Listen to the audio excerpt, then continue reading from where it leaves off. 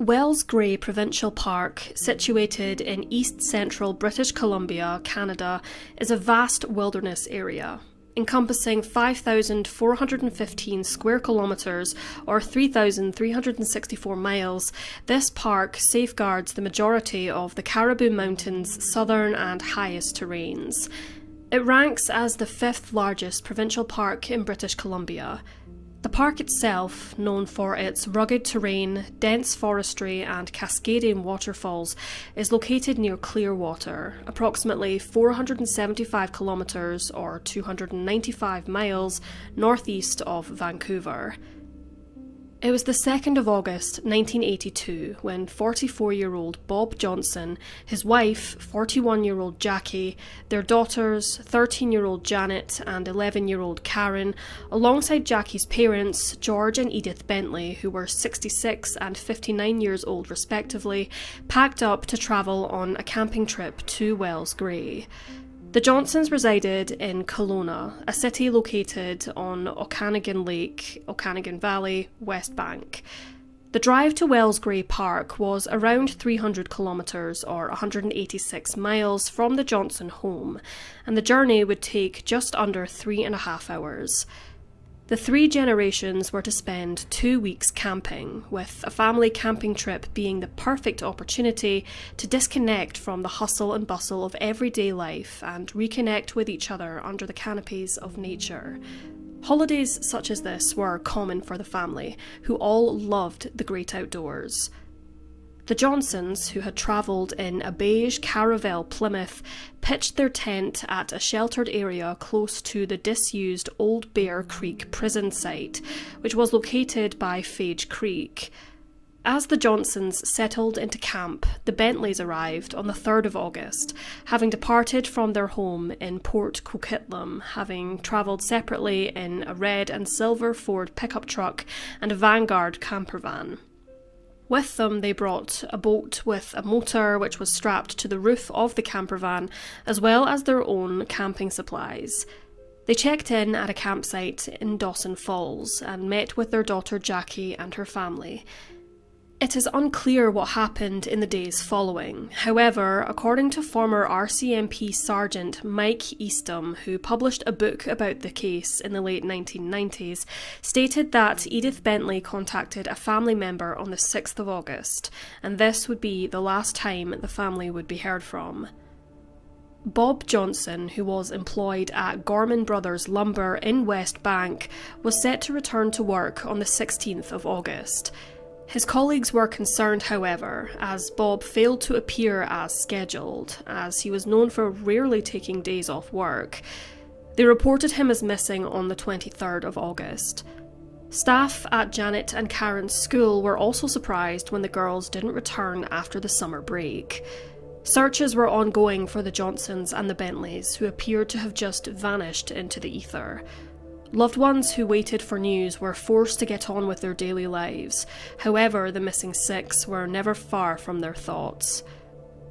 On the 13th of September 1982, the RCMP received a tip from a mushroom picker who stated that he had been hiking up Battle Mountain where he saw a scorched car. He was unsure if the vehicle was connected to the family's disappearance, but decided to call in to the authorities just in case. Authorities were able to confirm that the burnt-out vehicle was the Johnsons' Caravelle Plymouth. The inferno had been so intense that the windows of the car had melted. Upon closer inspection, the RCMP found remains of charred bones and ash. The trunk of the vehicle was locked. However, curiously, a key was left in the lock, accompanied by several other keys dangling from the keyring. After several attempts, officers could not open the trunk, yet they did manage to finally pry it open with a crowbar. What they found within it chilled them to the bone. There were the charred remains of Bob and Jackie's daughters, Karen and Janet. On initial inspection, it appeared that a bullet had penetrated one of the girls' skulls. Forensic investigators and a pathologist arrived at the scene, which was cordoned off for further analysis. Remains of a scalp was found beneath one of the back seats, with evidence of a bullet having penetrated it. It was initially believed that 4 of the 6 who had disappeared were in the vehicle, and police were puzzled at the fact that George and Edith Bentley were still missing, as was both their camper van and pickup truck. Forensics then came to police with news that all 6 members of the family were accounted for in the car, although 2 of them couldn't be officially identified as their remains were too severely damaged by the flames. They had all been shot with a .22 caliber weapon. Investigators began knocking on the doors of residents in the local area, including Clearwater. Tips were called in about 2 individuals who both had French accents and were witnessed travelling in George Bentley's pickup truck. Suspect composite drawings were made public, and sightings flooded in from North Battleford, where the 2 men stopped at a gas station in a similar camper. This lead, however, turned up nothing, as their vehicle turned out not to be the same one that had gone missing.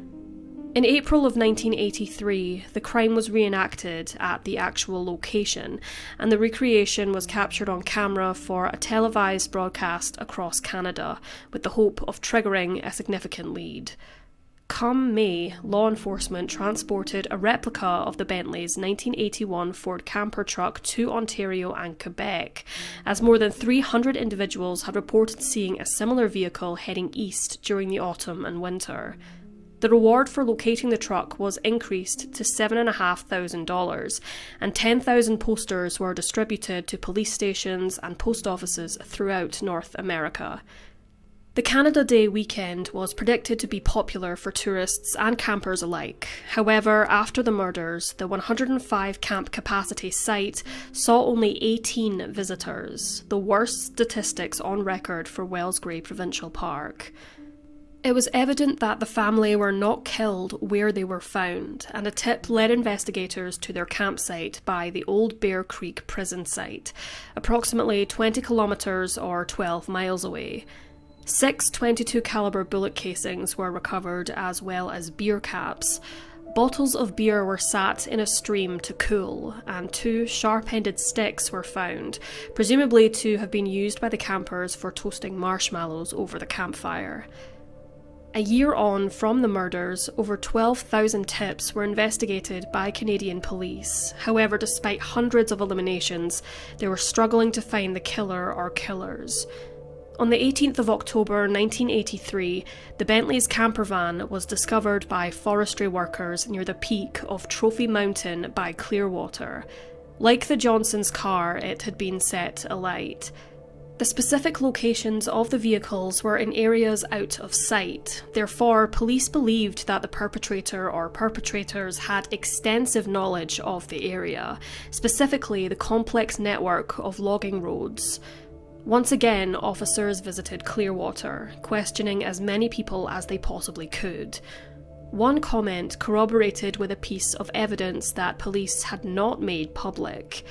The camper van's door had a bullet hole in it, and one of the individuals that they questioned mentioned a man called David, whose camper van had a bullet hole in the door. Further inquiries saw a waitress handing a piece of paper to an officer in a cafe with a name written on it, David Shearing. The waitress told the officer that he was not a good man. An individual called police and told them that this David Shearing had been involved in a fatal hit-and-run in 1980, and he had never taken accountability for his actions in the death of the teenage victim, David Carter.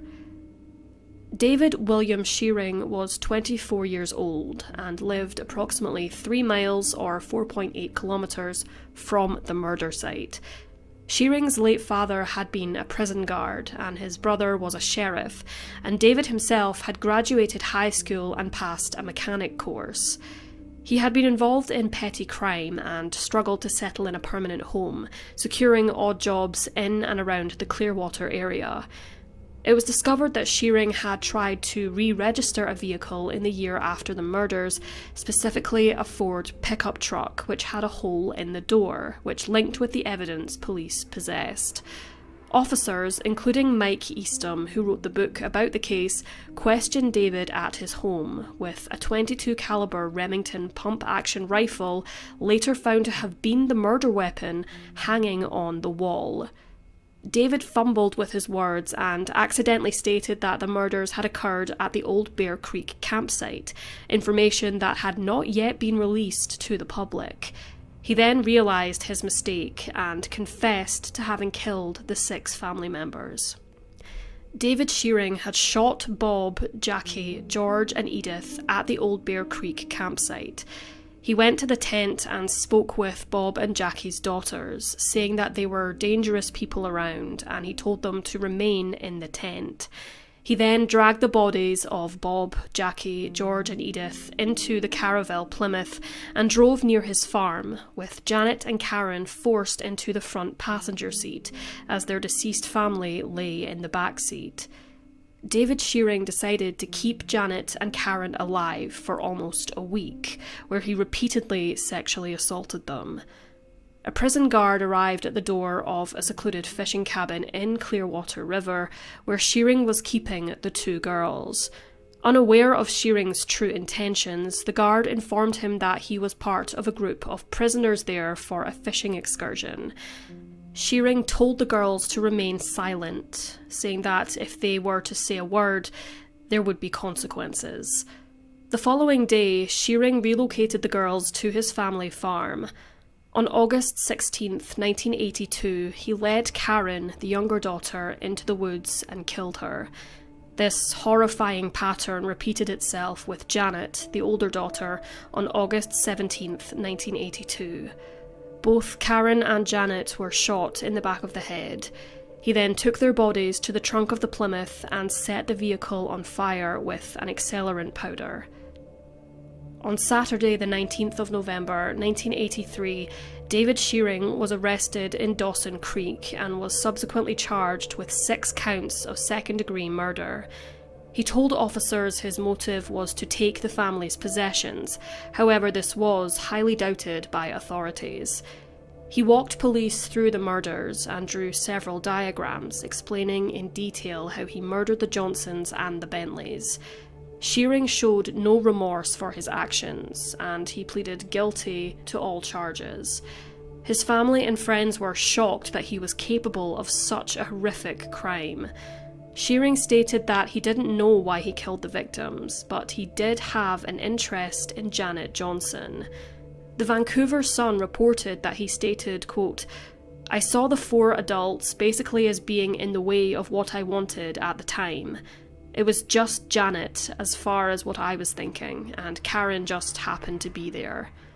Chillingly, Shearing's cabin was explored, and carved into the wooden wall were the initials DS and JJ for David Shearing and Janet Johnson. He was given the maximum sentence of 25 years to life imprisonment without the possibility of parole for 25 years. This was the first instance of such a sentence in Canadian history. Shearing, who changed his surname to Ennis, applied for parole in 2008 and 2012, but was unsuccessful. He applied once again in 2021, and again his appeal was rejected. He got married in 1995, and his wife, Heather, says he deserves a second chance and that, quote, "the man's heart is in the right place," much to the disgust of those who suffered and continue to suffer from his horrific crimes. Shearing, now in his 60s, is currently incarcerated at Bowden Institution, located south of Red Deer in Alberta. Camping holidays with family should be a perfect recipe for adventure, bonding and lasting memories. However, the lives of Bob, Jackie, Karen, Janet, George and Edith were cruelly taken from them. Their memory lives on in their loved ones, who continue to spread the word in efforts to keep the killer behind bars for the remainder of his life.